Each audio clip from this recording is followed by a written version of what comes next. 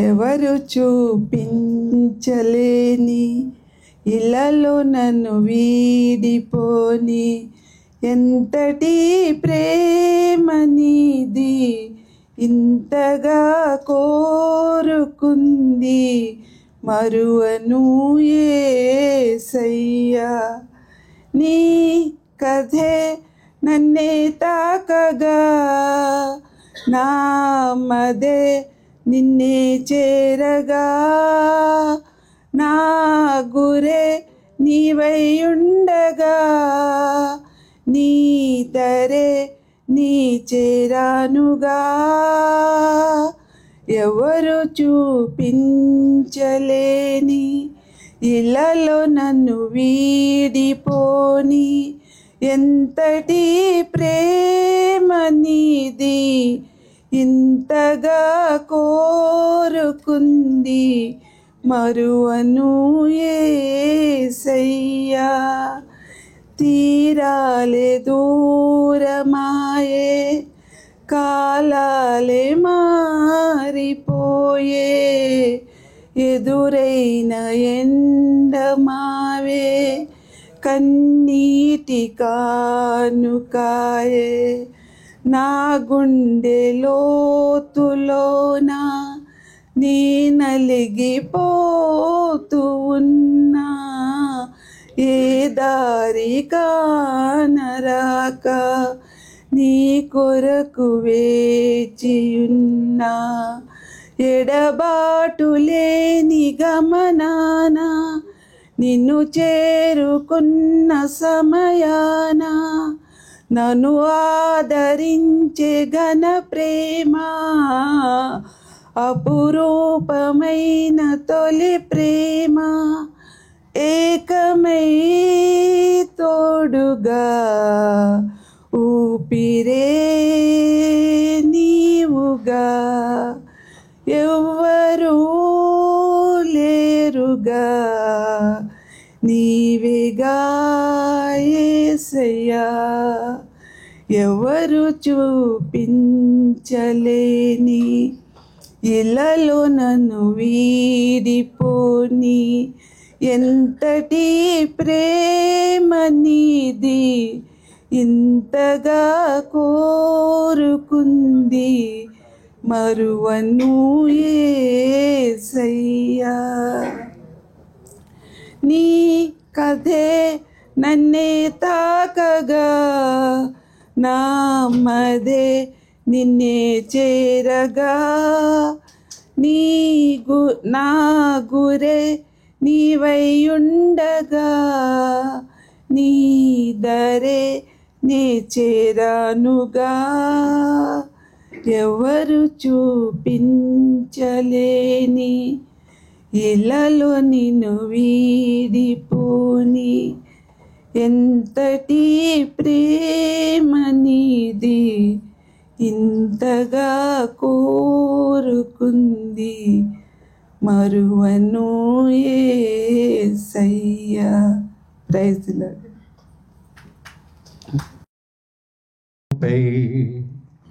ఆసీనుడవైనా మా దేవా అత్యంత ప్రేమా స్వరూపివి నీవే ఆరాధింతుము నిన్నే.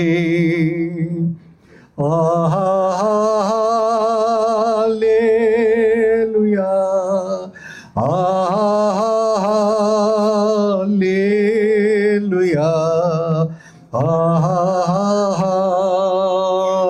హల్లెలూయా హల్లెలూయా హల్లెలూయా హల్లెలూయా హల్లెలూయా ఆమేన్.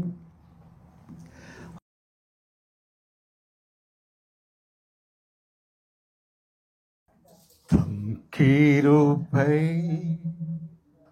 ಪೇರಿದಲ್ಲೋ எம் ஜீவனிலும் அதே இம்மற்றும் காத்ததுவே இன்னும் தேவை கிருபை தாருமே இன்னும் தேவை கிருபை தாருமே தன் கிருபை பெரிதல்லோ எம் ஜீவனிலும் அதே இம்மற்றும் காத்ததுவே இன்னும் தேவை கிருபை தாருமே இன்னும் தேவை கிருபை தாருமே தாழ்மையுள்ளவரிடம் தங்கிடுதே கிருபை தாழ்மையுள்ளவரிடம் தங்கிடுதே கிருபை வாழ்நாளெல்லாம் அது போதுமே சுகமுடன் தம்பேலமுடன் சேவை செய்ய கிருபை தாருமே சேவை செய்ய கிருபை தாருமே పయనము ప్రార్థనే ప్రాకారము ప్రార్థనే ప్రాధాన్యము ప్రార్థన లేనిది పరాజయం ప్రార్థన వలనే పయనము ప్రార్థనే ప్రాకారము ప్రార్థనే ప్రాధాన్యము ప్రార్థన లేనిది పరాజయం ప్రభువా ప్రార్థన నేర్పయ్యా ప్రార్థించకుండా నేనుండలేనయా ప్రభువా ప్రార్థన నేర్పయ్యా ప్రార్థించకుండా నేనుండలేనయా నీ పాదాలు తడపకుండా నా పయనము సాగదయా నీ పాదాలు తడపకుండా నా పయనము సాగదయా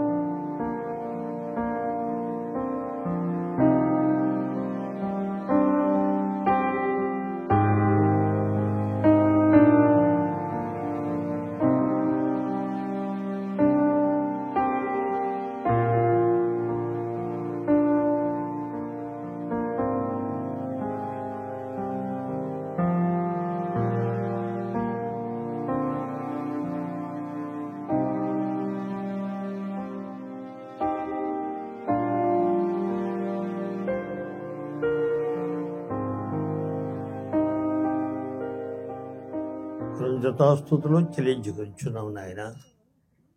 నీ బంగారు పాదములు నమస్కరించున్నాము. ఈ సమయమున నీ సేవకుడు అశ్విని కుమార్ గారిని మీరు పిలుచుకొని 20 సంవత్సరములు ఆయన సందర్భం పురస్కరించుకొని మేమందరం చేరి నిన్ను స్తుతించుటకు ఇచ్చిన కృప గురించి చేయించున్నాము. ప్రభువా, ఆయన మీ దగ్గర ఉన్నారు. వందనములు. నీ దగ్గర భద్రత, శాంతి, సమాధానము, సంతానం, సంతోషము, ఆనందము సమస్తము ఉన్నవి. వందనములు చేర్చుకొంచున్నాం ప్రభు. బిడ్డను మీరు పిలుచుకొని ఆ కుటుంబమును ఆ విధంగా విజయలక్ష్మిని బిడ్డలను మీరు కాపాడి నడిపించిన విధానం చేయించుకొచ్చాము. ఆ కుటుంబం అంతటినీ కాపాడుతున్న విధానం చేయించుకొచ్చాము. ఈ దినమున అందరూ కలిసి చుట్టూ ఇచ్చిన కుటుంబం చేయించున్నాము. ఈ బిడ్డలను దీవించండి, కుటుంబం దీవించండి, మా స్థిరం మీరు అంగీకరించండి, మయం పొందండి. కార్యక్రమం జయప్రదం కావించి గంతకెత్తి మేము పొందమని యేసు పెద్ద పుణ్యాన్ని బట్టి దీని హృదయపూర్వకంగా బ్రతమాలి వేడుకొంచున్నాం తండ్రి. ఆమేన్. వచ్చుచున్నాడు, ఊళ్ళు కూడా తెలుసుకుంటారు. యేసు రాజుగా. గట్టిగా పాడాలి, ఎవరికి వినిపించట్లేదంట. గట్టిగా. లోకమంతా తెలుసుకున్నారు. రవి కోటి తేజుడు, రమ్యమైన దేవుడు. రవి కోటి తేజుడు, రమ్యమైన దేవుడు. రారాజుగా. చెప్పు గట్టిగా. రారాజుగాను రాజు వచ్చుగా వచ్చుచున్నాడు. యేసు రాజుగా వచ్చుచున్నాడు. సజీవుడైన ప్రభు అయిన యేసుక్రీస్తు నామంలో మీకందరికీ శుభాలు. మా ఆహ్వానం మన్నించి మీరందరూ వచ్చినందుకు మా కృతజ్ఞతలు తెలియజేస్తున్నాము. 2005 సంవత్సరంలో అశ్విని కుమార్ గారు, మా హస్బెండ్, సడన్గా యాక్సిడెంట్ అయ్యింది. అప్పుడు మేము అసలు ఎవరు ఎక్స్పెక్ట్ చేయలేదు. అది తెలుసుకున్న తర్వాత మేము చాలా షాక్ అయినాము. నమ్మలేకపోయినాము చాలా వరకుని. ఆ డిప్రెషన్లో మేము 2 years వరకు నాకు చాలా షాక్లోనే ఉన్నాను. అప్పుడు మా అమ్మగారు నా దగ్గర ఉన్నారు. మా అమ్మగారు రోజు ప్రేయర్ చేస్తూ నాకు బైబిల్ చదువుతూ ధైర్యాన్ని చెప్తూ ఉండేవారు. ఎక్కువ ప్రేయర్ చేసుకుని దేవునిలోనే ఉండు, నీకు ధైర్యం వస్తుందని చెప్పారు. 1 year వరకు నా దగ్గర ఉండి నాకు ఎంతో ధైర్యాన్ని నింపారు. అలా నెమ్మదిగా నేను మరలా మంచిగా ఆఫీస్కి వెళ్ళడం స్టార్ట్ చేశాను. ఈ 20 yearsలోనూ అప్పుడే మేము ఏ స్థితిలో ఉన్నామంటే ఏమీ చేసుకోలేని స్థితి. ఏ పని చేయాలన్నా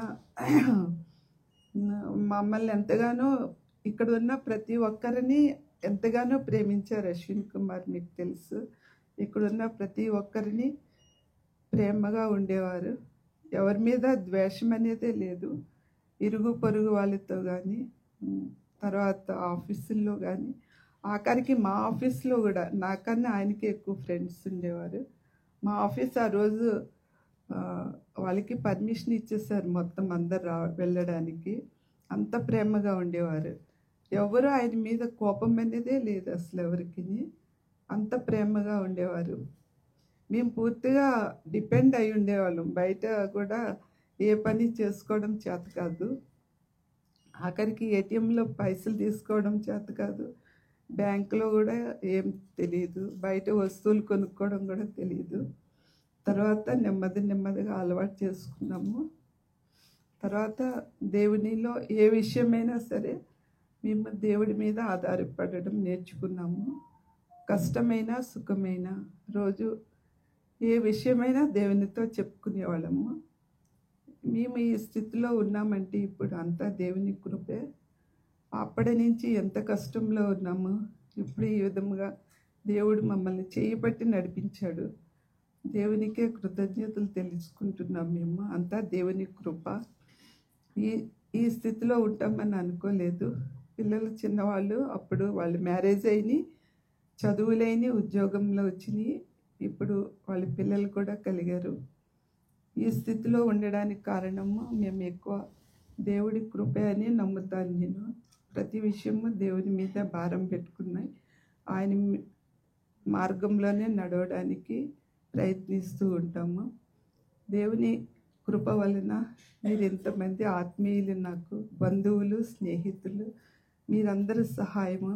ఏ కష్టంలో అయినా మీరందరూ నాకు ఎంతో తోడుగా ఉన్నారు. ఏ విషయమైనా సరే నేను మీతో చెప్పుకుంటే దేవుని ప్రేరణ వల్ల మీరందరూ నాకు ఎంతగానో సహాయం చేశారు. అది ఎప్పటికీ నేను మర్చిపోలేను. ఈ ప్రేమ ఈ విధముగానే మా కుటుంబం మీద ఉంచాలని నేను కోరుకుంటున్నాను. తర్వాత దేవుని మీద ఎల్లప్పుడూ తరతరాలు నేను, నా కుటుంబము, యెహోషువ చెప్పినట్లు తరతరాలు దేవుణ్ణి నేను నమ్ముకుంటామని నేను దేవుని దగ్గర ప్రార్థిస్తూ ఉంటాను. మా పిల్లలు కూడా దేవునిలోనే ఉండాలని నా కోరిక, ఆశ. ఏ కష్టమైనా దేవుడే తీరుస్తాడు. దేవుడే సహాయం ఆ టైంలో ఎవరితో అన్నా సహాయం చేయిస్తాడు అని నా నమ్మకము. దేవుడు కృప వల్లనే మేము ఈ విధంగా ఉన్నాము అని నేను ధైర్యంగా చెప్తున్నాను. నన్ను ఇంతవరకు నేను ఆశీర్వదించిన దేవునికి మహా ఘనత, మహిమ కలగాలని, చిన్న సాక్ష్యము దేవుడు ఆశీర్వదించాలని నేను వేడుకుంటున్నాను. చిన్న పాట పాడుతాను. ఇంకా జీవించి ఉన్నానంటే కేవలము నీ కృపా. ఇంకా సేవలు ఉన్నానంటే కేవలము నీ కృపా.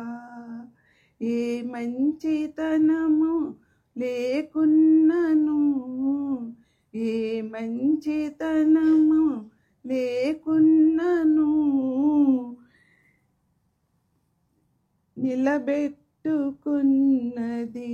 నీ కృపా. కొనసాగించినది నీ కృపా. నీ కృపా, నీ కృపా, నీ కృపా, నీ కృపా. ఆకాశము కంటే హెచ్చైనది. మౌనిగా ఎటులుండగలను, మౌనిగా ఎటులుండగలను. నా తుది శ్వాస వరకు, నీ చెంత చేరే వరకు, నా తుది శ్వాస వరకు, నీ చెంత చేరే వరకు, నీ కృపాతిశయమున అనునిత్యము, నీ కృపాతిశయమున అనునిత్యము. నీ కీర్తించెదా తరతరములకు, నీ కీర్తించెదా తరతరములకు. నీ విశ్వాస్యతనే ప్రకటించెదా, నీ విశ్వాస్యతని ప్రకటించెదా. నీ కృపా, నీ కృపా. ఆకాశము కంటే హెచ్చైనది. మౌనిగా ఎటులుండగలను, మౌనిగా ఎటులుండగలను. నా తుది శ్వాస వరకు, నీ చెంత చేరే వరకు, నా తుది శ్వాస వరకు, నీ చెంత చేరే వరకు. నీ కృపాతిశయమున అనునిత్యము, నీ కీర్తించెదా తరతరములకు నీ విశ్వాస్యతని ప్రకటించేదా, నీ విశ్వాస్యతని ప్రకటించేదా. Praise the lord. మా ముత్తాతల దగ్గర నుండి అయితే మేము అంతా కూడా హిందువులమే. మా తాతగారు అయితే శ్రీ వైష్ణవులు, మా అమ్మగారు పద్మశాలిలు. కానీ మా తాతగారుకి తూలూరి కొర్నేలస్ గారు మీ కీర్తన పుస్తకంలో, ఆంధ్ర బాప్టిస్ట్ సంఘంలో కీర్తన పుస్తకంలో ఉంటుంది తూలూరి కొర్నేలస్ గారు. ఆయన ఫస్ట్ రెవరెండ్ తుని చర్చిలో, బాప్టిస్ట్ చర్చ్కి ఫస్ట్ రెవరెండ్ ఆయనే, తూలూరి కొర్నేలస్ గారు. ఆయనకి 5 6 ఆడపిల్లలు, ఒక్కడే మగపిల్లడు. ఆయన తూలూరి భూషణం గారు. ఆయన మనవరాలు ఇప్పుడు ఇక్కడికి వచ్చారు. ఇక్కడికి వచ్చి ఇక్కడ కూర్చున్నారు మనతో పాటు. మా అమ్మగారు అయితే ఆఖరు కూతురు, తూలూరి కొర్నేలస్ గారికి ఆఖరు కూతురు. అప్పుడు తూలూరి తుని రాజుగారి దగ్గర దివాన్గా పనిచేసేవారట మా తాతగారు, క్రిస్టియన్స్ అవ్వకముందు. అక్కడ క్రిస్టియన్స్ అయిన తర్వాత అక్కడ మిషనరీల సహవాసంతో ఆయన మతం పుచ్చుకొని కొర్నేలస్గా మార్చుకున్నారు, పేరు మార్చుకున్నారు. అది మా తాతగారు, మా అమ్మగారు హిస్టరీ, ఆఖరు కూతురు. తర్వాత మా నాన్నగారు అయితే ఆయనది కూడా రాజవంశం. ఆ కథ అంతా చెప్పాలంటే చాలా టైం పడుతుంది. ఆయనకి 2 చిన్నాన్నలు, ఆ చిన్నాన్నలకి పిల్లలు ఉన్నారు. అందులో ఒక చిన్నాన్న మనవరాలు ఇప్పుడు మనతో వచ్చి కూర్చున్నారు, రమాదేవి కూర్చుంది. మా అమ్మగారి తరపునేమో అదిగో కుమారి వచ్చి కూర్చున్నారు. మా అమ్మగారి తరపుని చిట్టువలస నుండి వచ్చారు, చిట్టువలస నుండి వచ్చారు భార్యాభర్తలు ఇద్దరండి. తర్వాత మా కుటుంబం, మేము 3 అక్క చెల్లెళ్ళు, 4 తమ్ముళ్ళు. నాకు నేనే మా ఇంటికి పెద్దదాన్ని. తర్వాత మా నాన్నగారు సొంత మేనేజ్మెంట్ స్కూళ్ళు పెట్టుకొని ఆయన దగ్గర టీచర్స్గా పనిచేస్తూ ఉండేవారు.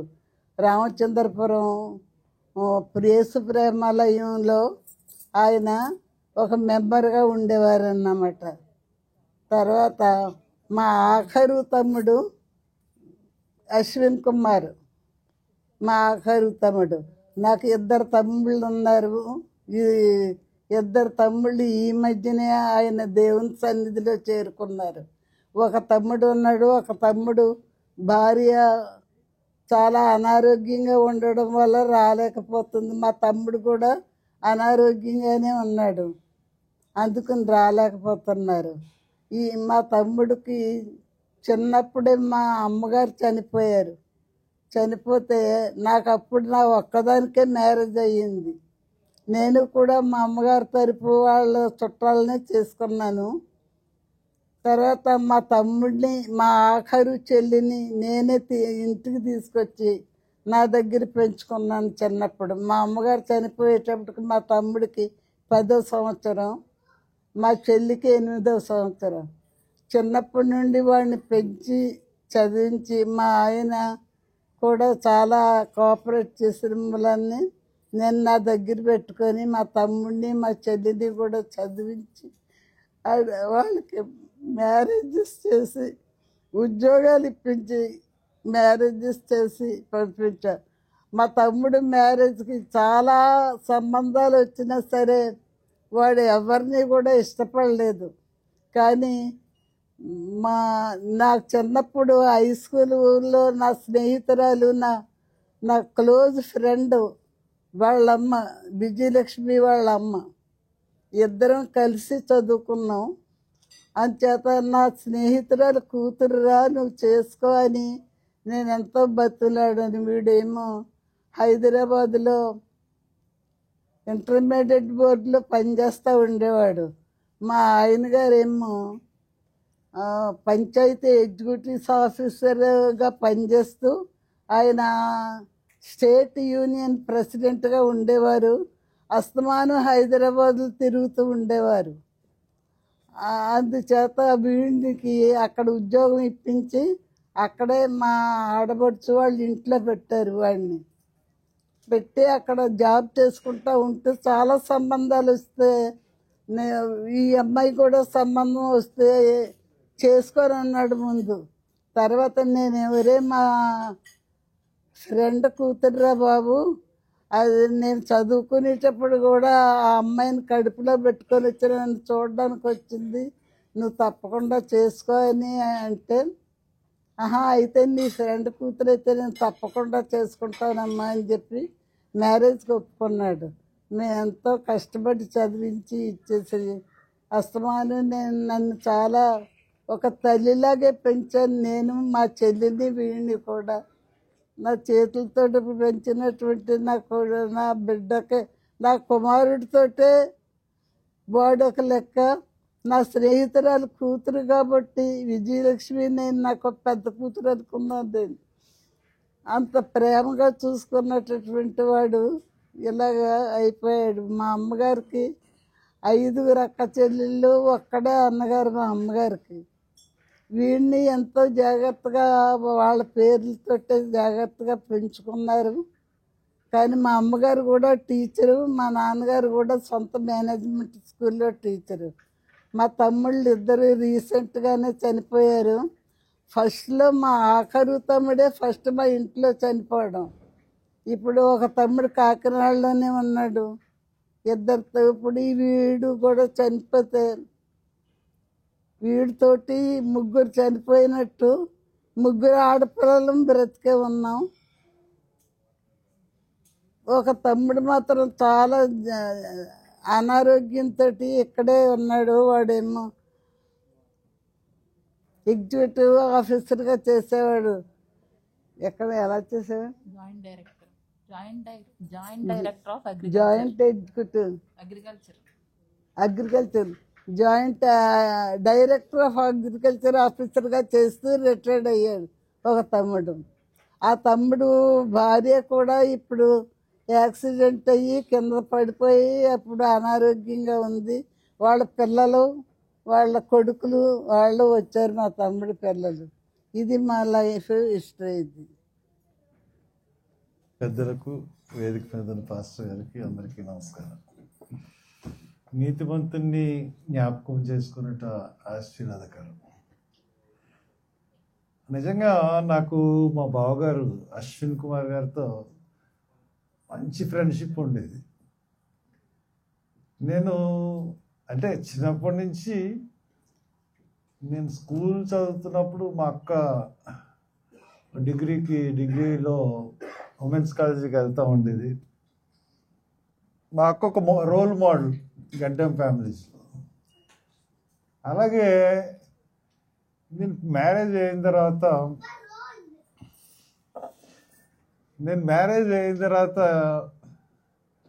హిమాయత్ నగర్ అక్కోళ్ళ ఇంటికి వెళ్ళేవాడిని. బావగారు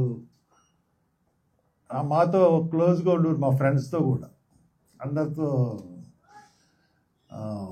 బన్ను బన్ను బన్ను అని నన్ను చాలా చాలా ఆప్యాయంగా చూసుకునేవారు ఆయన. చాలా ఎప్పుడు హైదరాబాద్ వెళ్ళినా వాళ్ళ ఇంటికి వెళ్ళి ఖచ్చితంగా అనేవాడిని. ఇప్పుడు బిద్దు కొడుకు అంత ఉండేవాడు బిద్దు. బిద్దు అప్పుడు నన్ను ఎందుకో తెలియదు కానీ నన్ను ఎమ్మెల్యే మామ అనేవాడు. నాకు చాలా ఆశ్చర్యంగా ఉండేది. నేను ఇంకా అంటే అప్పుడు 85లో నేను ఎమ్మెల్యే కంటెస్ట్ చేశాను కానీ నెగ్గలేదు. అయినా కానీ ఎందుకో తెలియదు నన్ను ఫస్ట్ బిద్దు నన్ను ఎమ్మెల్యే మామ అనేవాడు. అట్లాగా ఆ ఫ్యామిలీతో చాలా ఇది. అసలు నేను మ్యారేజ్ చేసుకున్నప్పుడు చిన్ను అయితే చాలా చిన్న పిల్ల. నేను మ్యారేజ్ చేసుకున్నప్పుడు ఇప్పుడు చిన్ను కూతురు కన్నా చిన్నది చిన్ను. అప్పుడు అంటే అక్క వాళ్ళ ఫ్యామిలీతో చాలా ఒక మంచి గుడ్ రిలేషన్. అండ్ ఎందుకంటే నాన్నగారు, మా పెద్దనాన్న పీటర్ గారు వీళ్ళందరూ బాగా క్లోజ్గా ఉండడం, దాని తర్వాత ఈ రెండు ఫ్యామిలీస్ మంచిగా ఉండడం, ఈ పూర్వీకులు కూడా బాగా సంబంధాలు ఉండడంతో చాలా క్లోజ్, అంటే ఆల్మోస్ట్ బ్లడ్ కాబట్టి చాలా ఇదిగా ఉండేవారు. అశ్విన్ కుమార్ గారిలో నేను చూసింది ఏంటంటే చాలా ఆ కేర్ టేకింగ్, ఫ్యామిలీ గురించి కానీ తన మనుషుల గురించి కానీ చాలా కేర్ తీసుకునేవారు. మంచి ఆఫీసరు, డిపార్ట్మెంట్లో కూడా చాలా మంచి పేరు ఉంది. బహుశా ఈ ఫ్యామిలీస్ అందరిలోకి అశ్విన్ కుమార్ గారిని లాస్ట్ చూసింది నేనే. నాకు అది చాలా గిల్టీ కాన్సెప్షన్ జీవితంలో. అది ఒక చిన్న, ఆ రోజు మార్నింగ్ నేను ఆయన్ని కలిశాను, మాట్లాడాను, కూర్చున్నారు నా దగ్గర.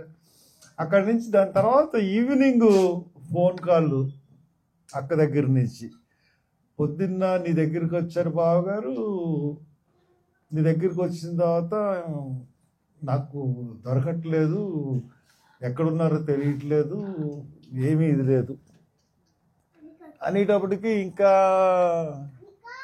దాని తర్వాత ఇన్సిడెంట్లు, తర్వాత మేము పట్టుకోవడం అన్నీ చూసుకునేటప్పటికి అప్పటి నుంచి నాకు చాలా చాలా గిల్టీగా ఎందుకో తెలీదు. అందు గురించి అప్పటి నుంచి నాకు ఆయనతో ఉన్న అనుబంధం వల్ల చాలా నేను లక్కీగా రోజు నేను ఎంపీగానే ఉన్నాను. తర్వాత ఆ రోజు హైదరాబాద్లోనే ఉన్నాను నేను. అందుకనే నేను గెస్ట్ హౌస్లో, నాకు లేక్ వ్యూ గెస్ట్ హౌస్లో అనుకుంటూ కలిసారు బావగారు. కలిసి ఇద్దరు చాలాసేపు మాట్లాడుకున్న తర్వాత ఆయన వెళ్ళిపోయిన తర్వాత సాయంత్రం అక్క ఫోన్ చేసేటడికి, తర్వాత ఇంకా హాస్పిటల్కి వెళ్ళాం. ఐడెంటిఫై చేసిన తర్వాత ఇంకంతా ఒక కల్లాగా అయిపోయింది. ఆ రోజంతా అక్కడ ఉన్నాం. అక్కడ అప్పటికే హైటెక్ సిటీలో ఎవరు ఉండేవారు కాదేమో బహుశా. హైటెక్ సిటీలో అక్కోళ్ళు ఇప్పుడు ఉంటున్న ఇంట్లోనే మేము అందరం వెళ్ళాం, మా ఫ్రెండ్స్ అందరం అక్కడ కూర్చున్నాం.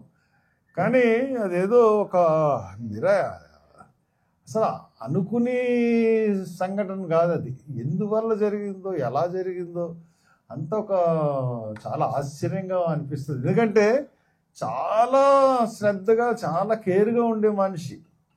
అటువంటి మనిషిని ఎలా అయిందా అన్నది అర్థం కాని ఇదైపోయింది. బట్ దేవుడి నిర్ణయం అన్నది ఎట్లా ఉంటుందో మనకు తెలియదు కాబట్టి, అది దేవుడు మరి ఎందుకు అశ్విన్ కుమార్ గారిని తీసుకున్నట్టు తెలియదు. కానీ బట్ అశ్విన్ కుమార్ గారు ఉంటే పిల్లలు ఎలాగుండేవారో ఇప్పుడు కూడా సేమ్ అలాగే ఉన్నారు. అంటే పైన నుంచి ఆయన చూస్తానే ఉండుంటారు. బహుశా ఆయన ఒక ఇన్స్ట్రక్షన్స్తోనే అలా నడుస్తూ ఉంది ఫ్యామిలీ. కారణం ఏంటంటే మా అక్క చాలా చిన్నప్పటి నుంచి కూడా ఒక పద్ధతి, భక్తి, చాలా చాలా ఒక రోల్ మోడల్ అని చెప్పాను కదా, ఇప్పటికీ తను అంతే. కాబట్టి తను పిల్లల్ని పెంచడంలో కానీ, ఇద్దరు బిద్దుని, చిన్నుని, అట్లాగే పెళ్ళిళ్ళు అన్నీ కూడా చాలా చక్కగా అన్నీ చేసుకుని ఈ రోజున కుటుంబాన్ని ఒక ఉన్నత స్థానంలో నిల్చోబెట్టిందంటే మా అక్క, మా బావగారు ఇచ్చిన ట్రైనింగ్. అంటే తనకి నిజంగా ఏం తెలియదు, తను చెప్పినట్టు అశ్విన్ కుమార్ గారు వెళ్ళిపోయేటప్పటికి. కాబట్టి ఈ రోజున 25th యానివర్సరీ,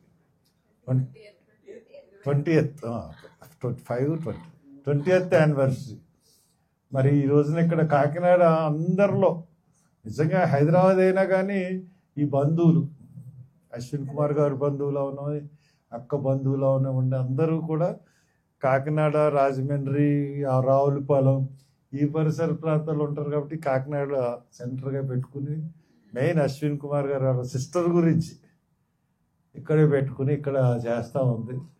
నిజంగా మీరు వచ్చినందుకు అందరికీ కూడా నేను చాలా హృదయపూర్వకంగా నమస్కారాలు తెలుపుతూ ఉన్నాను. తనకి ఎప్పుడు కూడా మోరల్గా అందరూ సపోర్టింగ్గా ఉండాలి. తను కూడా అందరికీ ఎవరికైనా ఏదైనా వచ్చిందంటే తను చాలా సపోర్టివ్గా ఉండే మనిషి. కాబట్టి తప్పకుండా కుటుంబాన్ని దేవుడు ఆశీర్వదిస్తాడు. అశ్విన్ కుమార్ గారు వెళ్ళిపోయినా కానీ ఆ కుటుంబాన్ని దేవుడు ఆశీర్వాదం ఎప్పుడు ఉంటుందని తెలియజేస్తూ నాకు ఈ అవకాశం ఇచ్చిన అందరికీ కృతజ్ఞతలు తెలుపుకుంటూ సెలవిస్తాను. Thank you. ఈ సమయాన్ని మాట్లాడడం చాలా ఉంది మ్యాటర్, కానీ టైం కాలతత్వమైంది.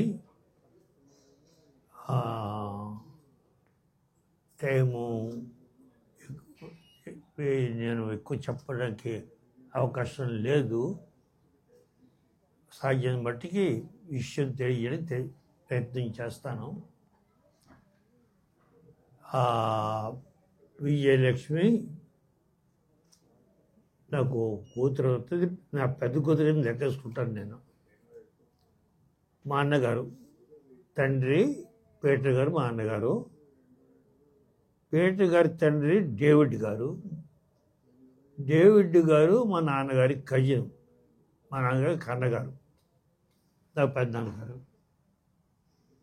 అలాగే మహాలక్ష్మి పెద్దమ్మ గారు మా మామగారికి, అంటే మా ఆవిడ ఫాదర్కి కజిన్. అలా బంధువులు రెండు పక్కల బంధువులు వారు ఇద్దరు. ఈ పేట్రు అన్నగారు ఆయన దేవుడు పిలుచుకున్న తర్వాత వదిన గారు పిల్లలు పెంచేటప్పుడు విజయలక్ష్మి పెళ్ళి ఏర్పాటు చేసి పెళ్ళికి వెళ్ళాం. యేసు ప్రేమాలయంలో పెళ్ళి. ఈ విషయం చెప్పాలనుకుంటున్నాను అందరికీ, ఎందుకంటే నా మనసులో నాకు కలిగిన భావం. సరే, వదిన గారు ఎటువంటి పెళ్ళి కూడా చూసిందో అని ఉండబట్టాక లోపలికి చూస్తాను అశ్విన్ కుమార్ గారిని. లోపలికి వెళ్ళి చూసిన తర్వాత నాకు చాలా ఆనందం కలిగింది. పెర్ఫెక్ట్ మ్యాచ్ అని. Very handsome man. చాలా సంతోషం కలిగింది. అయితే కొంచెం ఇబ్బంది కలిగే విషయం ఏంటంటే ఆయనకి సూట్ అంటే ఇష్టం లేదు, ఆడంబరం ఇష్టం ఉండలేదని అర్థమైంది నాకు. వేసుకోలేదు. అది చూడగానే నాకు అనిపించింది ఏంటంటే ఇది లాభాన్ని వాళ్ళు అన్న మాట యెహోవా వలన కలిగిన కార్యం అనిపించింది ఆ వేళ. తర్వాత అశ్విని గారితో మాట్లాడేవాడిని. నేను మాట్లాడేటప్పుడు ఆయన అల్లుడవుతాడు, అల్లుడుగా కనిపించేవాడు కాదు నాకు. ఆయన ఓ ఫ్రెండ్లా కనిపించేవాడు. నైస్ బాయ్ కింద అంటారు వాళ్ళు చూసుకోండి. చాలా మంచి మనసు. ఒక మాట చెప్పాలి మీకు. ఆ మాట ఏంటంటే బైబిల్లో ఉంది, అందరూ చూడండి. 94వ వచనం 119వ అధ్యాయం. ప్రతి సంపూర్ణతకు పరిమితి ఉంది. ప్రతి సంపూర్ణతకు పరిమితి. అది పెర్ఫెక్ట్ కుటుంబం, దానికి లిమిట్ ఉంది.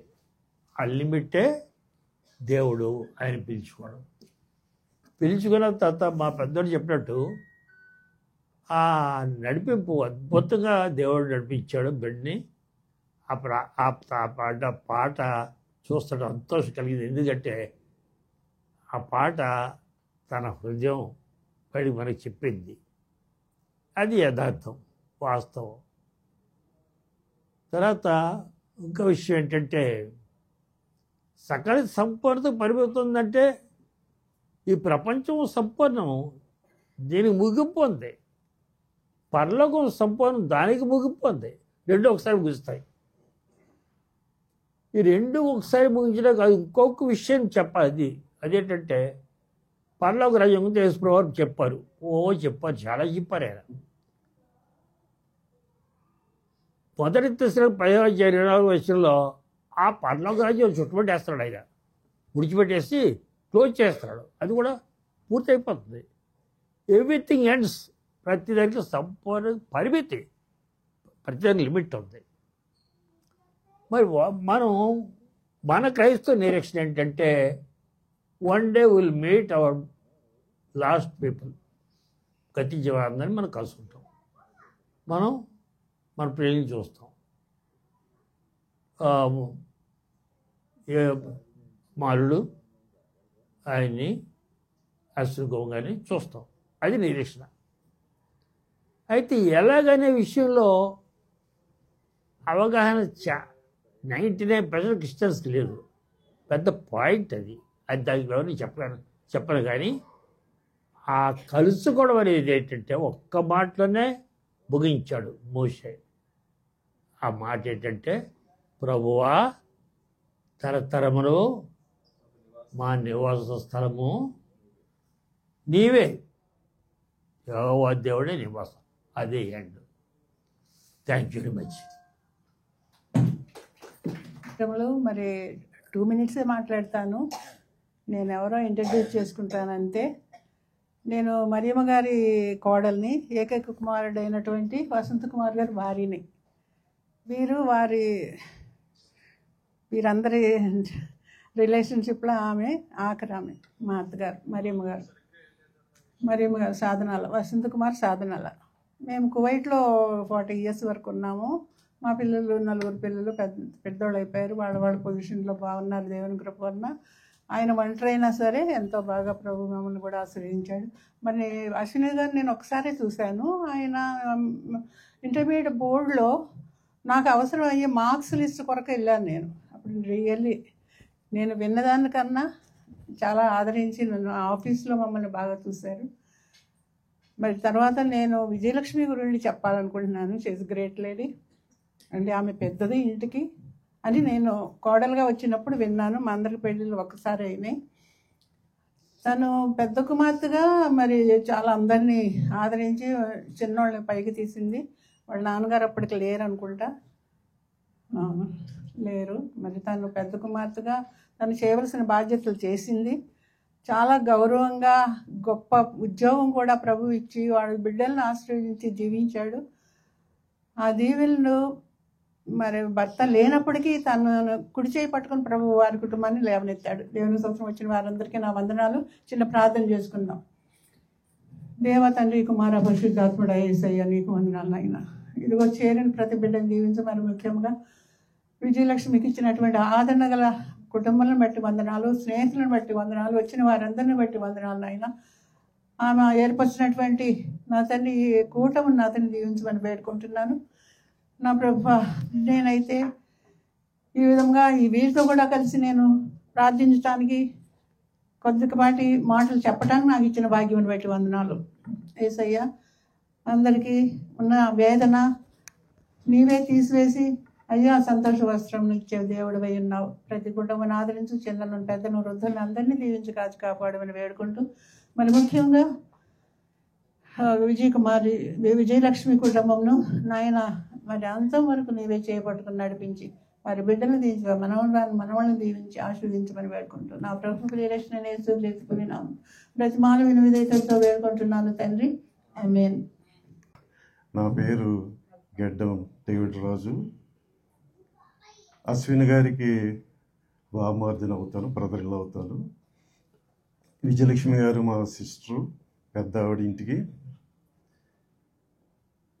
అశ్విని గారి 20వ మెమోరియల్ సర్వీస్ ఇక్కడ ఏర్పాటు చేయడం చాలా అందరికీ అనుకూలంగా ఉంది. చెప్పారు సిస్టర్, ఇలాగా అక్కడ అందరు పెద్దోళ్ళు అయిపోయారు, అక్కడ రాలేరు అంటే ఇక్కడ ఏర్పాటు చేసే వాళ్ళ అందరూ ఇక్కడ రావడానికి ఆస్కారం జరిగింది. అశ్విని గారు యొక్క జననం నుండి నిద్రించే వరకు కొన్ని ఇంపార్టెంట్ ఇన్సిడెంట్స్ ఉన్నాయి. అవి నాకు అంటే అందరికీ తెలుసు, ఒకసారి రిమైండ్ చేయాలని నేను ఆశపడుతున్నాను. అశ్విని గారు మాలపాడు, కాకినాడలో ఆయన చదివారు, సిస్టర్ దగ్గర ఉండి చదివారు. మా హర్షకుమార్ గారు మాయ గారు అవుతారు, మాకు అంకుల్ అవుతారు. జాన్ గారు సుశీల గారి భర్త గారు, జగ్గారావు గారు ఫ్రెండ్స్, మంచి ఫ్రెండ్స్ వాళ్ళు మా సిస్టర్ని చూడడానికి, అప్పుడు రామచంద్రపురం ఉన్నాం, చూడడానికి వాళ్ళు వచ్చారు, చూశారు. మన జగ్గారావు గారి ఆయన ప్రోద్బలంతో మా సిస్టర్కి వివాహం జరిగింది. రామచంద్రపురంలో వివాహం జరిగింది. చాలా ఘనంగా యేసు ప్రేమాలయం చర్చిలో వివాహం జరిగింది. సాయంత్రం గార్డెన్లో విందు జరిగింది. మా సిస్టర్ యొక్క పట్టుదల గురించి, ఆమె యొక్క ప్లానింగ్ గురించి మీకు చెప్పాలనుకుంటున్నాను. జస్ట్ పెళ్లి కొడుకు వచ్చాడు అశ్విని గారు, ఎవరో చెప్పారు పెళ్లి కొడుకు కోట్ వేసుకోలేదని. జస్ట్ రిఫ్రెష్ అవుదాం ఒకసారి. కోట్ వేసుకోలేదన్నారు. ఆయన జస్ట్ టకప్ చేసుకుని వచ్చారు అంతే. చూసింది, మొండి పట్టింది, నాకు కుదరదు అన్నది. చాలా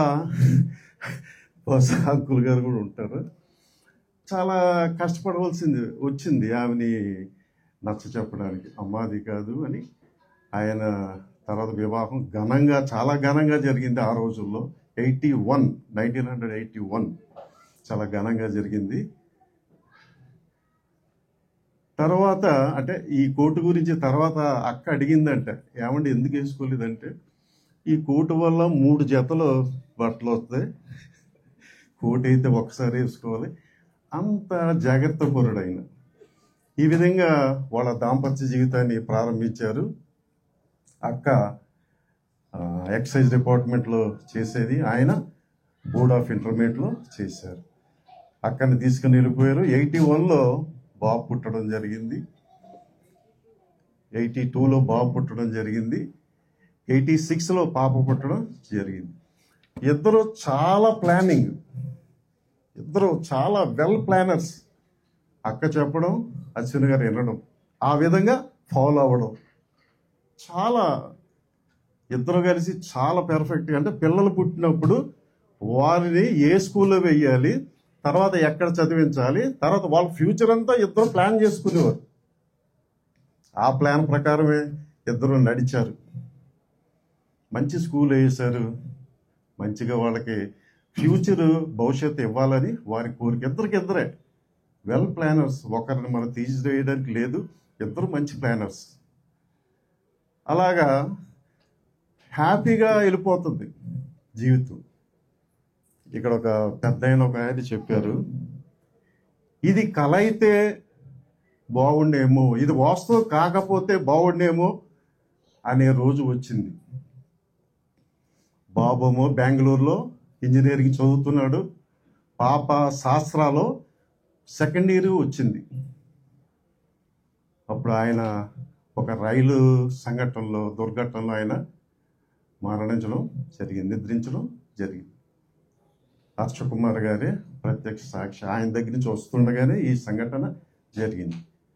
ఆయన హుటాహుటిన హాస్పిటల్కి వెళ్ళడం, ఎవరు లేరు, అక్క ఒక్కరితో ఉంది హైదరాబాద్లో, మేమందరం ఊర్లో ఉన్నాం.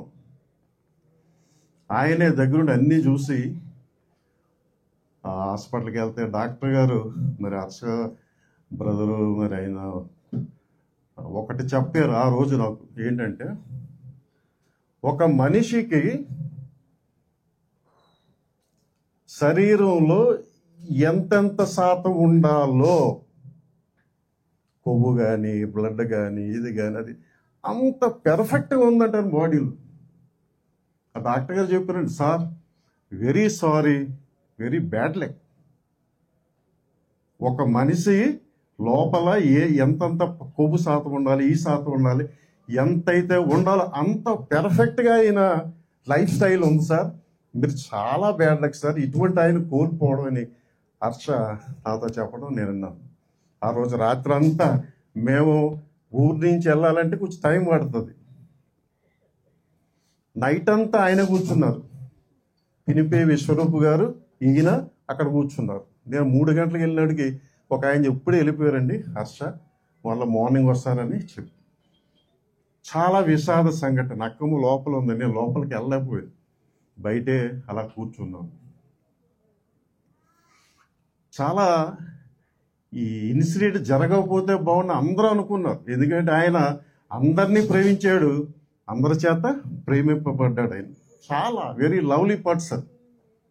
ఆయనకి ఇలా జరిగింది. బాబు మరుస రోజున బెంగళూరు నుంచి వచ్చాడు, పాప మెడ్రాస్ నుంచి వచ్చింది. వాళ్ళిద్దరికీ తండ్రి అంటే చాలా ప్రేమ, పిచ్చి ప్రేమ. పాప అంటే ఇంకా ఎక్కువ. మేము ఒకటే బాధపడ్డాం, భయపడ్డాం. ఎందుకంటే పాప ఎలా సర్వైవ్ అవుతుంది, అంత ఇష్టం వాళ్ళిద్దరు అనుబంధం అటువంటిది, ఎలా సర్వైవ్ అవుతుంది, చాలా భయపడ్డాం అక్క మేమని. తర్వాత హర్ష్ కుమార్ గారి దగ్గరుండి చాలా ఆ రోజు ఎంత హెల్ప్ చేశారంటే చాలా, ఈయన కేకే వర్మ గారు ఆయన ఇద్దరు కలిసి ఆ కార్యక్రమం అంతా చక్కబెట్టారు.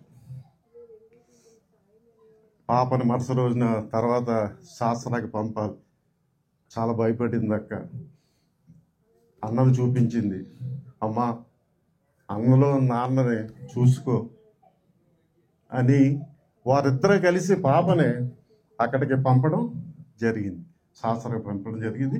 తర్వాత వారు అనుకున్న విధంగా, ప్లాన్ చేసిన విధంగా ఆయన బతికున్నట్టే ఇంట్లో ఒక ఫోటో ఉంటుందండి, పెద్ద ఫోటో, అది ఆయన జీవించినట్టు ఉంటుంది. అది వాటర్ సార్.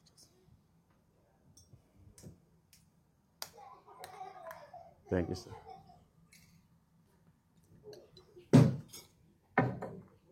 అది ఇంట్లో జీవించినట్టు ఉంటుందండి.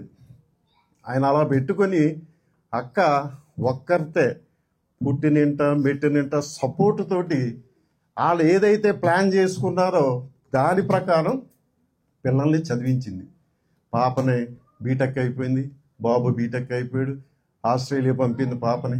తర్వాత వివాహ కార్యక్రమం కూడా దగ్గరుండి చాలా ఘనంగా, మళ్ళీ అలాగేలా కాదు, చాలా ఘనంగా చుట్టాల బంధువులు అందరికీ అటెండ్ అయ్యారు కాబట్టి చాలా ఘనంగా చేసింది. వాళ్ళకి మంచి లైఫ్, వాళ్ళు ఏదైతే అనుకున్నారో హర్ష్ కుమార్ చెప్పారు, ఆయన ఉండి నడిపిస్తున్నట్టు ఉంది ఇదంతా అన్నారు. అలాగే జరిగింది, ఎక్కడ డీవియేట్ అవ్వలేదు. ఆయన చనిపోయాడనే భావన రానివ్వలేదు.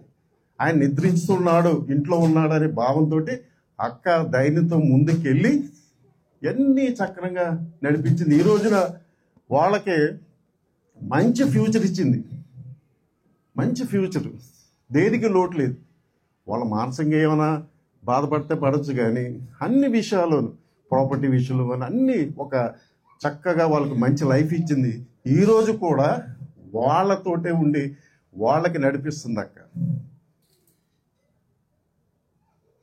వాళ్ళు వచ్చారు ఇక్కడ, ఏది చెప్తే అది ఇప్పటికీ నడుచుకుంటారు. కాబట్టి వాళ్ళు ఏదైతే ప్లాన్ చేసుకున్నారో అక్క నడిపించింది. 20వ మెమోరియల్ సర్వీసు ఇక్కడ ఈ విధంగా అరేంజ్ చేశారంటే, ఎంత ఘనంగా ఏర్పాటు చేశారంటే, దేవుని ఆధారం లేకుండా జరుగుతుందంటారా? ఎంత ఘనంగా ఇక్కడ అందరూ ఆ రోజున వివాహానికి ఉన్నారు కొంతమంది, తర్వాత ఈ యొక్క సంఘటనకు ఉన్నారు, తర్వాత వివాహాలకు ఉన్నారు, అందరూ ఉన్నారు. ఏ మార్పు లేదు, ఆయన ఉన్నట్టే జరిగింది. రిసీవింగ్ కానీ, వాళ్ళని ఆప్యాయతగా ప్రేమించడం కానీ అన్నీ పెర్ఫెక్ట్గా ఆయన అలా పెట్టుకొని మొత్తం నడిపించింది అక్క. అంటే దేవుడి యొక్క ఆధారం లేదంటారా? ఉంది, 20 సంవత్సరాలు ఉంది. ఇంకా దేవుడు అనేక అద్భుత కార్యాలు చేశాడు, మేలు చేశాడు, ఆశ్చర్యకార్యాలు చేశాడు. అక్క ప్రేమ తెలియదు, బయటికి ఎక్స్ప్రెస్ చేయడం తెలియదు, అంతరంగం మనకు తెలియదు, అంతరంగం హృదయాలోచన మనకి తెలియదు. ఎవరు ఎలా ఉన్నారో కాఠిన్యం ముఖంలో చూపించినా సరే లోపల ప్రేమ ఉంటుంది, అటువంటిది అక్క. కాబట్టి దేవుడు ఆ కుటుంబాన్ని ఇంకా ఆదరించి ఆశీర్వదించి వర్ధిల్ల చేయాలని, అదేవిధంగా ఇక్కడ కూడుకున్నటువంటి బంధువులు, స్నేహితులు, సన్నిహితులు అందరూ ఇదే సపోర్ట్. అందరూ బంధువులు ఇక్కడ అటెండ్ అయినాడు, కొత్తగా ఎవరు లేరు. అందరూ వాళ్ళకి సపోర్ట్ అలా చేయాలని, దేవుడు ఆశీర్వదించాలని నేను కోరుకుంటూ, ఈ అవకాశం ఇచ్చిన సార్కి కొంచెం ఎక్సెస్ టైం అయింది, మన్నించండి. Thank you very much.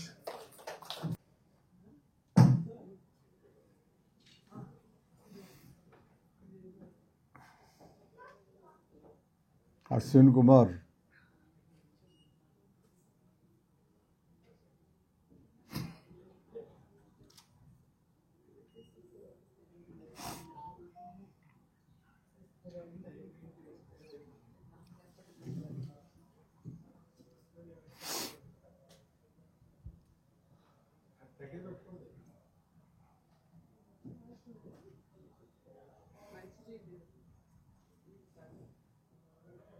ఆప్త బంధువు నాకు, ఆప్త మిత్రుడు, అతన్ని మించిన మిత్రుడు లేడు. అతని వల్ల మొత్తం వాళ్ళ కుటుంబ సభ్యులంతా బంధువులయ్యారు. సొంత బంధువులాగా అందరూ చూసేవారు.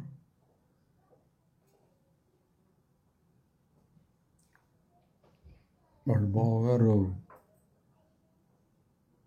నాకు అంత ముందు తెలుసు, జగ్గారావు గారు. అశ్విన్ కుమార్ బిఏలో నాకు క్లాస్మేట్. అంతకుముందు క్లాస్మేట్ కాదు, తెలియదు నాకు. బిఏలో ఫస్ట్ ఇయర్లో చేరినప్పటి నుంచి మాకు క్లాస్మేట్స్. ఎంతో తెలియదు, ఫ్రెండ్స్ అయ్యాం బాగా.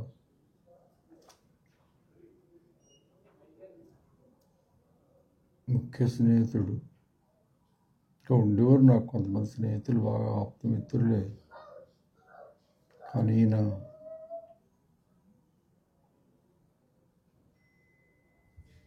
ఎప్పుడు అంటిపెట్టుకుని ఉండేవాడు. ఆయన చనిపోయే వరకు కూడా ఆ స్నేహం కొనసాగింది. తెలిసిన వెంటనే అక్కడ దగ్గరలోనే ఉండేవాడు, వరంగల్ అనుకుంటా. అక్కడ జాబ్ చేసేవాడిని. వెంటనే నేను, నా వైఫ్ ముందు నుంచి తెలుసు అశ్విన్కి.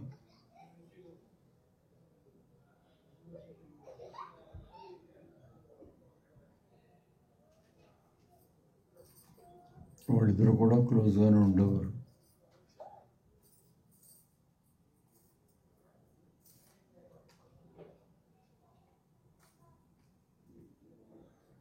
ఏం చెప్పాలి, చాలా మంచివాడంటే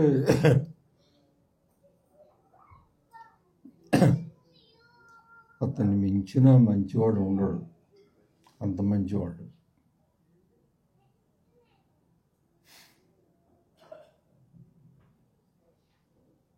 ఎవరికైనా సాయం చేయాలంటే మొదట ఉండేవాడు. ఏమీ అసలు దాపరికం లేదు, దేనికి నో అని చెప్పేది లేదు.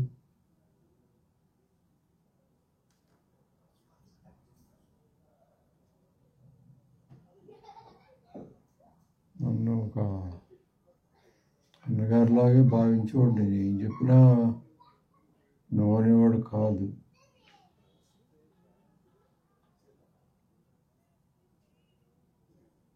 ఒక రకంగా ఆయన చనిపోవడానికి కూడా కారణం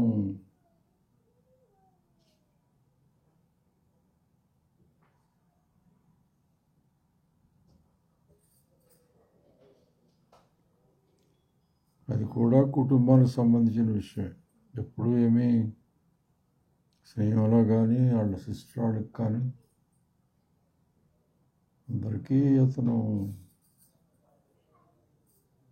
ఎప్పుడు అండదండగా ఉండేవాడు. ఇది దేనికి వెనక్కి తగ్గేవాడు కాదు అనమాట.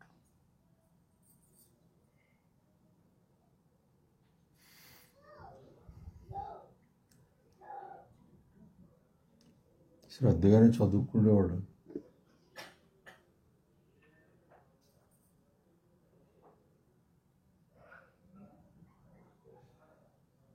జాబ్ గురించి హైదరాబాద్ వెళ్ళిపోయాడు బిఏ అయిన తర్వాత.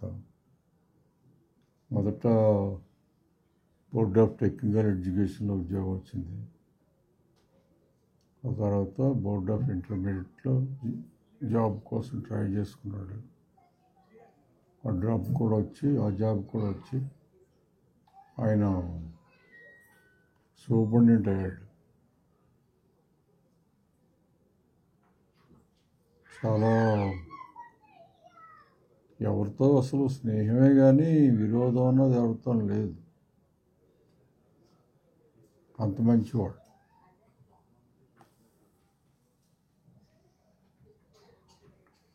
ఇంకా అతని గురించి చెప్పాలంటే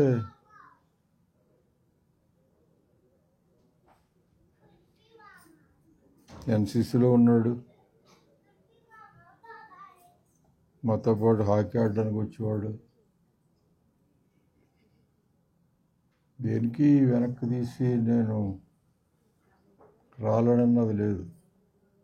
ప్రతి దాంట్లోనే ఉంటానులే అని చెప్పేసి వచ్చేవాడు.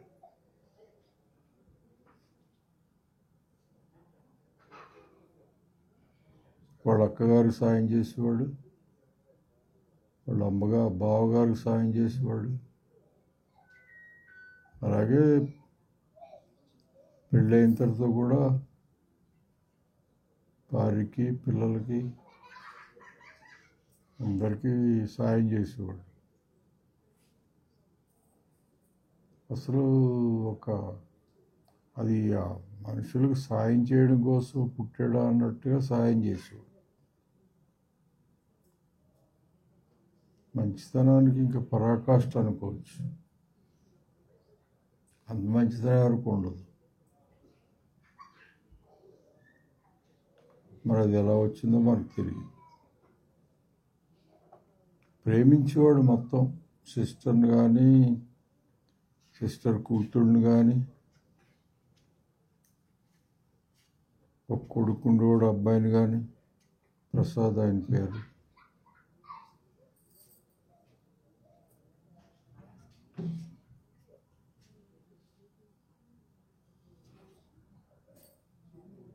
నేనంటే కూడా చాలా ప్రేమగా ఉండేవాడు. నా వైఫ్ అంటే కూడా చాలా ప్రేమ.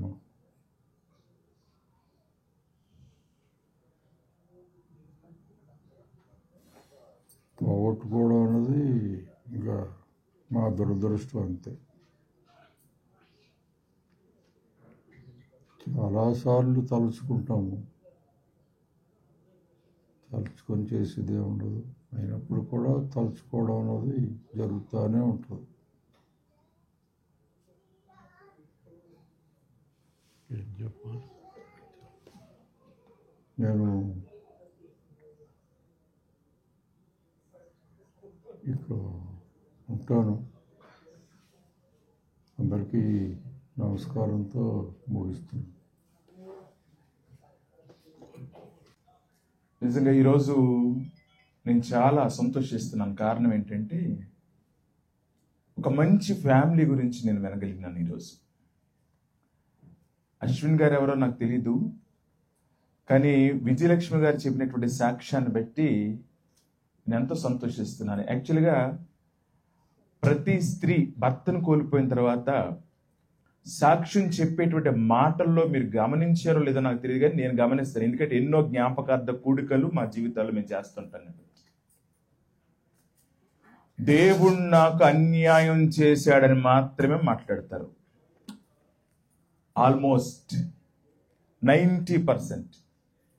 దేవుడు నాకు అన్యాయం చేశాడు, నా భర్తను తీసివేసేసుకున్నాడు, చిన్న వయసులోనే నా భర్తను నేను కోల్పోయాను అని చెప్పేటువంటి వారే ఉంటారు తప్ప ఈ మాదిరి సాక్ష్యాన్ని నేను విని నిజంగా చాలా సంతోషించాను. విజయలక్ష్మి గారిని విషయంలో చాలా అప్రిషియేట్ చేస్తున్నాను. ఆమె విశ్వాసాన్ని బట్టి ఎంత గొప్ప నిరీక్షణ, ఎంత గొప్ప విశ్వాసం అంటే దేవుడు నా చేయి విడిచిపెట్టలే, ఒక భర్త నన్ను విడిచిపెట్టి వెళ్ళిపోయినప్పటికి కూడా దేవుడు నన్ను విడిచిపెట్టలేదు అనేటువంటి నిరీక్షణతో ఉన్నది. ఆమె చెప్పుచుండగా నాకు ఒక మాట గుర్తొచ్చింది. ఆ మాటే చదివిపిస్తాను. 94వ కీర్తన గ్రంథం 94వ కీర్తన 19వ వచనాన్ని మనం చదువుతాం. నా అంతరంగమందు విచారములు హెచ్చగా నీ గొప్ప ఆదరణ నా ప్రాణమునకు నెమ్మది కలుగ చేయుచున్నది. వినండి, నా అంతరంగమునందు విచారములు హెచ్చగా నీ గొప్ప ఆదరణ నా ప్రాణమునకు నెమ్మది కలుగొచ్చి. ఈ వాక్యానికి కరెక్ట్గా సూటబుల్ అని చెప్పినటువంటి సాక్ష్యం నేను అనుకుంటున్నాను. భర్తను కోల్పోవటం అంటే మామూలు విషయం కాదు. ఇంకోటి ఆవిడ చెప్పారు ఆల్రెడీ ఏంటంటే, అప్పటి వరకు నాకు అసలు ఏమీ తెలియదు, ఏం చేయాలో కూడా తెలియదు, ఈవెన్ ఏటీఎంలో మనీ డ్రా చేయడం కూడా నాకు తెలియదు. అటువంటి పరిస్థితి నాది. అటువంటి స్థితిలో గమనించండి పిల్లరా, దేవుణ్ణి నమ్ముకుని దేవుని మీద ఆధారపడి ఆమె తన బిడ్డలను పెంచుకోవడానికి, వారికి మంచి భవిష్యత్తు ఇవ్వడం, డేవిడ్ గారు చక్కగా చెప్పారు తన సిస్టర్ గురించి చాలా విషయాలు. ఒక ప్లాన్డ్గా ప్రతిదాన్ని కూడా నేను అనుకుంటాను ప్లాన్ కంటే కూడా ప్రార్థనాపూర్వకంగా చేసేవాళ్ళేమో. వీళ్ళ ప్లాన్ కంటే కూడా దేవుని ప్లాన్ అడిగేటువంటి వారేమో. అందుకనే పర్ఫెక్ట్గా వారి బిడ్డలను పెంచుకునేటువంటి విషయంలో కానీ, వారికి చక్కగా సమకూర్చేటువంటి విషయంలో కానీ నిజంగా దేవుని కృప వారికి తోడై ఉన్నదని నేను నమ్ముతున్నాను వారి మాటలు బట్టి. నిజంగా దాన్ని బట్టి దేవుణ్ణి సన్నుతించాలి, మన అందరం కూడా కనపరచాలి. ఇంకొక విషయం చెప్పాలంటే, ఈ ప్రార్థనలో కృతజ్ఞత చెప్తుంది ఆవిడ. కృతజ్ఞత. 20 years భర్త విడిచిపెట్టినా నన్ను కాపాడాడు, నాకు తోడై ఉన్నాడు, నా కుటుంబాన్ని నడిపించాడు దేవుడని కృతజ్ఞత తెలియపరుస్తుంది. మనం మామూలుగానే మేలు జరిగితేనే కృతజ్ఞతలు చెప్పడానికి చాలా కష్టపడతాం. ఒక గొప్ప మేలు జరగాలి, అది ఎంత మేలంటే పెద్ద ప్రమాదం నుండి తప్పించబడటమో పాస్ అవటమో అలాంటివి అయితేనే కృతజ్ఞత చెప్పడానికి ఇష్టపడతాం. కానీ ఆ తల్లిగారు 20 years నన్ను దేవుడిని కాపాడాడు, నా కుటుంబాన్ని కాపాడాడు అని చక్కని కృతజ్ఞత. నాకు యోబు గారు గుర్తొచ్చాడు తెలుసా. యెహోవా ఇచ్చెను, యెహోవా తీసుకుని పోయిను, యెహోవా నామునకే స్తుతి కలుగునుగా కానీ భక్తులు చెప్పారే. ఒక పౌలు గారు గుర్తొచ్చాడు, నా బ్రతుకుడైతే క్రీస్తే, చావైతే నాకు మేలనేటువంటి విషయాన్ని. ఎందుకంటే విశ్వాసం అంటే అలా ఉండాలి. ఎందుకంటే ఈ లోకంలో ఎవరైనా కొంతకాలం మాత్రం బ్రతుకుతాం ఈ లోకంలో. నిజంగా మీరు బైబిల్లో చదువుకోండి, చాలా విషయాలు మరణాన్ని గురించి వ్రాయబడ్డాయి. వ్రాయబడిన ప్రతి చోట కూడాను ఆ చూసేటువంటి మాట ఏంటి చెప్పన, చాలా స్వల్పమైనటువంటి వాటితోనే పోలుస్తాడు మరణాన్ని. మానవ జీవితాన్ని దేవుడు నీటి బుడగ వంటిది, గడ్డి పువ్వు వంటిది, ఆవిరి వంటిది కదండి, చాలా చాలా చిన్న స్వల్పమైనటువంటి వాటితోనే పోలుస్తాడు దేవుడు వాక్యంలో. భక్తులందరూ కూడా నీడ వంటిది. అంటే మానవ జీవితం ఎంత. దావీదు గారు అంటున్నారు కీర్తనకారుడు 39వ కీర్తనలో మాట్లాడుతున్నటువంటి మాట ఏంటంటే, ఆయన చక్కగా అడుగుతున్నటువంటి మాట, అయ్యా నా దినముల పరిమాణం ఎంతైనది, నా ఆయుష్కాలం ఎంతైనది నాకు తెలియపరచు అని చెప్పి ఆయన అంటున్నాడు. నా ఆయుష్కాలం ఎంతైనది తెలిపని చెప్తూ 5వ వచనంలో 39వ కీర్తన 5వ వచనంలో మాట్లాడు, నా దినముల పరిమాణము నీవు బెత్తడంతగా చేసి ఉన్నావు. ఎంత ఆయుష్, చాలా స్వల్పం, చాలా స్వల్పం. మనం అనుకుంటాం 100 ఏళ్ళు బ్రతుకు, 100 ఏళ్ళు జీవించు అని చెప్తా ఉంటాం. కానీ మీరు ఆలోచన చేస్తే దైవ గ్రంథములో మానవ జీవితాన్ని చాలా స్వల్పమైనటువంటి, ఎందుకంటే మానవ జీవితం ఇక్కడ కొంతకాలం మాత్రమే. లైఫ్ అంతా అక్కడ ఉంది. భూమి మీద యాత్రికులుగాను పరదేశీయులుగాను మనం ఈ లోకానికి వచ్చినటువంటి వారమే. యాత్ర చేయటానికి ఒక 4 రోజులు వెళ్తారు. యాత్ర వెళ్తే పరదేశీయులు వేరే దేశానికి వెళ్తే ఒక కొన్ని సంవత్సరాలు ఉండి మళ్ళా తమ దేశానికి వచ్చేయాలా. అందుకే భక్తులు పాడతాడు, పరలోకము నా దేశము పరదేశిని ఇలా అనేటువంటి పాట మనందరూ తెలిసినటువంటి పాటే. కానీ పాటలు ఎక్కువ పాడేశారు, ఎందుకు నేను పాడట్లా, టైం లేదు. కనుక మన దేశము పరలోకము, మన పౌరస్థితి పరలోకము ఉన్నది. ఎందుకంటే అక్కడ వారమే తప్ప ఇక్కడ వారము కాము అనే సత్యాన్ని ప్రతి ఒక్కరు జ్ఞాపకం చేసుకోవాలి. మోషే గారు ప్రార్థన చేస్తూ రాజ్ కుమార్ గారు చెప్పారు మోషే గారి గురించి, మా తరతరములకు మాకు నివాస స్థలము నీవే అని చెప్పి. అవును, మోషే అదే మోషే చెప్తున్నాడు 90వ కీర్తనలో, మా దినములు లెక్కించడం మాకు నేర్పించయ్యా, జ్ఞాన హృదయమును మాకు కలుగచ్చేయి.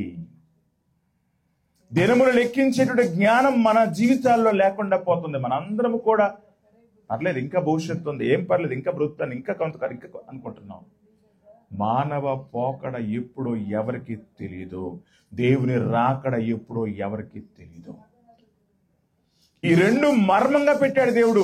ఆయన ఎప్పుడు వస్తాడో తెలీదు. మానవుడిగా మనము ఇక్కడ కూర్చున్న మన అందరం ఎప్పుడు మాయమైపోతామో మనకు తెలియదు. ఎవరైనా చెప్పగలరా నేను పలానా రోజు పలానా సంవత్సరం వరకు నేను బతికుంటానని అంటే గ్యారెంటీ ఇవ్వగలమా? ఆఫ్టర్ మనం కొనుక్కున్నటువంటి ఒక చిన్నదానికి, ఒక ఫ్రిడ్జ్కో, కూలర్కో, లేదంటే ఏసీకో, వాటికో వీటికో 1 year 2 years వారంటీలు ఇస్తున్నాడు టీవీకి. కానీ ఇంత విలువైన మానవ జీవితానికి మాత్రం వారంటీ కానీ గ్యారంటీ కానీ ఎక్కడా లేదు. అల్పమైనటువంటి స్వల్పమైనటువంటి జీవితాలు జీవిస్తున్నటువంటి మనము చేయవలసిన పని ఏంటంటే దేవుని యందు విశ్వాసం ఉంచి జీవించటమే. ఎందుకంటే ఆ లోకానికి ఎంటర్ అవ్వాలంటే, ఆ లోకంలోనికి, పరలోకంలోనికి వెళ్ళాలంటే ఒకటే మార్గం. యోహాను సువార్త 5:24 మనకు తెలిసినటువంటి మాట, నా మాట విని నన్ను పంపిన వాని యందు విశ్వాసం ఉంచిన వాడు నిత్య జీవము గలవాడు, అతడు తీర్పులోనికి రాక మరణములో నుండి జీవంలోనికి దాటి ఉన్నాడు. నిజమే, పెద్దలు చెప్పినట్లు ఈయన చూడగలుగుతాం మనం ఒక దినాన్న. అశ్విన్ కుమార్ గారిని చూస్తాం. ఎక్కడంటే ఇక్కడ కాదు, భూమి మీద కాదు. ఒక దినాన్న ప్రభుతో వచ్చినప్పుడు, కడబురమురిగినప్పుడు ఖచ్చితంగా ఆయన మనం చూడగలుగుతాం. ఆ నిరీక్షణ క్రైస్తవ నిరీక్షణ. ఎందుకంటే ఆ నిరీక్షణను కలిగించిన వాడు యేసయ్య. ఎందుకంటే ఆయన మరణించి తిరిగి లేచి 3వ దినాన్ని తిరిగి లేచి మరణపు ముళ్ళును విరిచి మరణ భయాన్ని తీసివేశాడు. కాబట్టి ఒక మంచి మనిషి, ఒక గొప్ప వ్యక్తిని మరి కోల్పోయామని నిజంగా ఇప్పుడు అర్థమైంది ఈరోజు. ఎందుకంటే ఆయనతో పాటు సహవాసం చేసినటువంటి స్నేహితులు, ఆయన పెంచినటువంటి సహోదరి, తల్లిగారిలాగా పెంచినటువంటి సహోదరి గారు, మరి అలాగే చాలా మంది ఆప్తులు అందరూ కూడా చెప్పినటువంటి సాక్ష్యాన్ని బట్టి మనం ఈరోజు నాకు ఏమర్థమైందంటే, ఇది నాకు జ్ఞాపకార్థ కూడికలాగా అనిపించలేదు, ఒక సన్మాన కూడికలు. అంటే వేరేగా అర్థం చేసుకోబాకండి, ఎందుకంటే ఒక సన్మాన కూడికలాగా అనిపించింది నాకు. ఎందుకంటే ఆయన గురించి అంత గొప్ప విషయాలు తెలియపరుస్తూ ఉంటే చాలా ఆనందాన్ని కలిగించింది. భూమి మీద నుంచి ఏం పెట్టుకుపోలేము, ఇదిగో ఈ మంచి పేరే మంచిగా అందరి చేత చెప్పడంతో మంచి ప్రేమ గలవాడు అనేటువంటి విషయాన్ని విన్నాం ఈరోజు. అందరితో ప్రేమ కలిగినటువంటి వ్యక్తిగా మనం చూస్తాం. బహుశా దేవునికి కూడా మరి ఇష్టమయ్యాడు ఆయనతో ఉండటానికి. అందుకనే మరి అతి త్వరలోనే తీసుకెళ్ళిపోయాడు ఆయన్ని. 20 సంవత్సరాలు గడిచిందంటే ఒక కల్లాగా ఉండొచ్చు బహుశా కుటుంబానికి. ఎందుకంటే అప్పుడు 20 సంవత్సరాలు గడిచిపోయిందా విన్న వాళ్ళందరికి కూడా అనిపించవచ్చు, అప్పుడే ఆయన చనిపోయి 20 సంవత్సరాలు అయిపోయిందా. చాలా ఆశ్చర్యంగా చాలా త్వరగా కాలం గడిచిపోయింది. చక్కని మాట, నా అంతరంగమైన విచారములు హెచ్చగా నీ గొప్ప ఆదరణ నా ప్రాణముకు నెమ్మది కలుగు. దేవుడు మాత్రమే ఆదరించగలడు, పరిశుద్ధాత్ముడు మాత్రమే ఆదరించగలడు. ఆ ఆదరణతోనే కుటుంబం, విజయలక్ష్మి గారు తన 2 బిడ్డలు, వారి కుటుంబం, వారి యొక్క బంధువులు, రక్త సంబంధికులు అందరూ కూడా ఆదరించబడి స్థితిలో ఉన్నారని నేను మీకు తెలియపరుస్తున్నాను. ఆ గొప్ప ఆదరణ ఎల్లప్పుడూ దేవుడు వారికి కలిగించాలని, మరి సంతోషముతో, మరి క్షేమముగా, ఆరోగ్యముగా వారు ఇంకా జీవించి అనేక మందికి మాదిరికరంగా ఉండాలని మరి ప్రార్థిస్తూ, సేవకునిగా ఆశిస్తూ ఈ కొన్ని మాటలు నేను ముగిస్తున్నాను. పరిశుద్ధాత్ముడు మన వినికిడి మాటలు దీవించునుగాక. ఆమేన్. Thank you. సన్మాల మరియు గడ్డం ఫ్యామిలీస్ నుంచి మీకు కృతజ్ఞతలు తెలుపుతున్నాము. మా అత్త, మా మామయ్య 20వ వర్ధంతి ఇక్కడ ఏర్పాటు చేయాలనుకునేటప్పుడు మేమందరం చాలా సంతోషించాం. ఎందుకంటే మా మామయ్య, బోస్ మామయ్య, తర్వాత మా అమ్మగారు, మా పిన్ని వీళ్ళందరూ రావటానికి అసలు కుదరట్లేదు, ఒక్కసారి కూడా అటెండ్ అవ్వలేకపోతున్నారు. సో కాకినాడలో పెడితే బంధువులందరూ అటెండ్ అవుతారు అన్న ఒక ముఖ్య ఉద్దేశంతో మా అత్త ఈరోజు ఒక వారం 10 రోజుల క్రితం నిర్ణయించి ఇక్కడ ఈరోజు ఇలా ఇక్కడ పెట్టడంతో నిజంగానే అత్త ఏదైతే అనుకుందో, బిద్దు, చున్ను ఏవైతే అనుకున్నారో అలాగే అందరు బంధువులు ఆయన గురించి అన్ని మాటలు చెప్తుంటే నిజంగానే ఇందాక పాస్టర్ గారు అన్నట్టు మా మామయ్య లేరు అని అనిపించట్లేదు. ఎప్పుడు చూస్తూనే ఉంటాడు, మాతో ఉంటానే ఉంటాడు, మాకు సలహాలు సంప్రదింపులు చేస్తూనే ఉంటాడు. మేము ఆయనతో రెగ్యులర్గా ఆయన ఆత్మతో మాట్లాడుతున్నట్టే, మావయ్య నువ్వు ఉండుంటే ఇలా జరుగుండేదేమో, ఇలా చేస్తామేమో మేము. ఇప్పటికీ 20 సంవత్సరాలైనా కూడా మాకు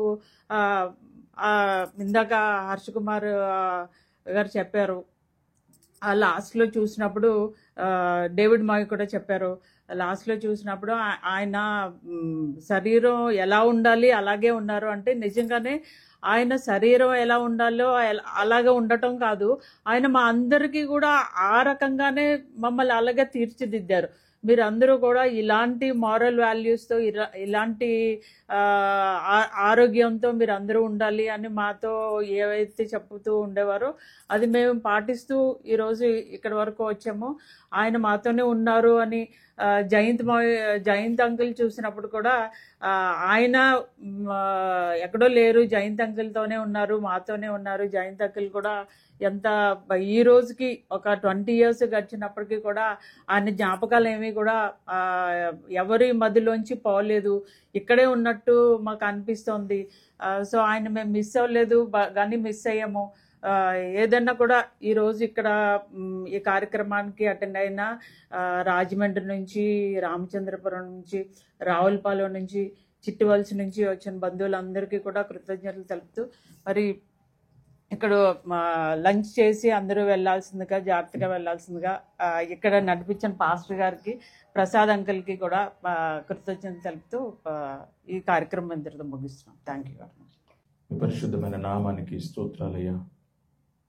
ఈ మధ్యాహ్న సమయంలో ఈ స్థలంలో చేరి ప్రార్థిస్తున్నాం, మిమ్మల్ని స్తుతిస్తున్నాం. నీకు వందనాలు. ఈ యొక్క జ్ఞాపకార్థ కూడికను ప్రభా క్రమముగా, ఘనముగా, మర్యాదగా జరిగించినందుకు నీకు వందనాలు. ప్రారంభ ప్రార్థన మొదలుకొని ముగింపు ప్రార్థనకు మీరు తోడుగా ఉండి సమస్తము దేవచక్రంగా జరిగించారు. నీకు స్తోత్రాలు చెల్లిస్తున్నాం. దేవా నీకే వందనాలు. పాటల్లోనూ తండ్రి నీకు వందనాలు. అలాగే ప్రభు బిడ్డలు అందించిన కండరెన్స్లోను, తెలుగారు చెప్పిన సాక్ష్యంలోను, అలాగే ప్రభు నీకు స్తోత్రాలు చెల్లిస్తున్నాం. ప్రార్థనలు చేసినటువంటి బిడ్డలు తండ్రి, అలాగే నేను నీకు వందనాలు. ఈ కార్యక్రమంలో పాల్పొందిన ప్రతి ఒక్కరు ప్రార్థిస్తున్నాం అయ్యా. కార్యక్రమాన్ని చక్కగా నడిపించినటువంటి అయ్యా నీ సేవకులు బట్టి ప్రార్థిస్తున్నాం. అమ్మాను బలపరచండి దేవా. నీకు వందనాలు. మాట్లాడిన ప్రతి ఒక్కరిని మీరు ఆశీర్వదించండి. వారు అందించిన మాటలు అశ్విన్ కుమార్ గారిని బట్టి అయ్యా నీ కుమారుడు మీతో ఉన్నాడు నమ్ముతున్నాం ప్రభా. దేవా ఆయన 20 సంవత్సరాలు ఈ లోకాన్ని విడిచినప్పటికీ కూడా తండ్రి ఇంకా మా మధ్యనే, మాతోనే, కుటుంబంతోనే ఉన్నాడన్నటువంటి దేవా చక్కని ఆలోచన పుట్టించినందుకై, ఆ విధంగా నడిపిస్తున్నందుకై మీకు స్తోత్రాలు చెల్లిస్తున్నాం దేవా. నీకు వందనాలు. ఆయన పెంచినటువంటి మరి వారి సహోదరి గారు తల్లి గారుగా పెంచారు, వారిని దీవించండి, వారిని కుటుంబాన్ని ఆశీర్వదించండి దేవా. నీకు వందనాలు. అలాగే తండ్రి విజయలక్ష్మి గారిని బలపరచండి ప్రభా. ఒంటరి జీవితంలో మీరున్నారన్న ధైర్యంతో అయ్యా ముందుకు కొనసాగుతూ ఆమె చేస్తున్నటువంటి ప్రతి పనిని బట్టి నీకు స్తోత్రాలు చెల్లిస్తున్నాం. మీరు ప్రేమతో అనుగ్రహించిన బిడ్డల కొరకు ప్రార్థిస్తున్నాం. కుమారుణ్ణి, ఆయన కుటుంబాన్ని, ఆయన సత్యమణ్ణి, బిడ్డలను దీవించి ఆశీర్వదించండి. కుమార్తెను, భర్తను, బిడ్డలను దీవించి ఆశీర్వదించమని ప్రార్థిస్తున్నాం ప్రభా. నీకు వందనాలు తండ్రి. వారు ఉంటున్న స్థలాలు, చేస్తున్న పనులలో మీరు తోడుగా ఉండండి దేవా. మీ ఆదరణ బిడ్డలకు మీరు అందించమని ప్రార్థిస్తున్నాం ప్రభా.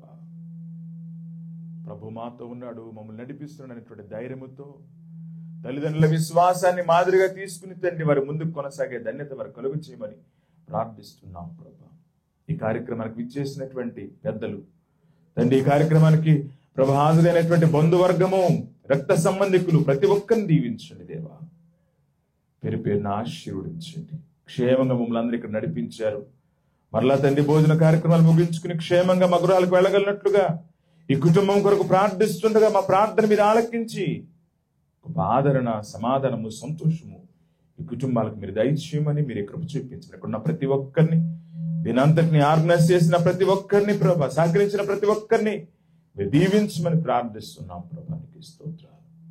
మా ప్రార్థన విజ్ఞాపనలు మీరు ఆలకించమని, దీవెనలు, ఆదరణ, ఆశీర్వాదం మెండుగా ప్రతి ఒక్కరికి మీరు కలిగించమని, అశ్విన్ కుమార్ గారు విడిచి వెళ్ళిన కుటుంబాన్ని మీరు బలపరిచి ధైర్యపరచమని యేసయ్య పరిశుద్ధ నామమున అడిగి వేడుకొనుచున్నాం తండ్రి. ఆమేన్. పరలోకమందున మా తండ్రి, నామం పరిశుద్ధపరచుకొనుగాక, నీ రాజ్యం వచ్చునుగాక, నీ చిత్తం పరలోకమందు నెరవేర్చినట్లు భూమిని నెరవేరునుగాక. మా అనుదిన ఆహారం మాకు దయచేయండి.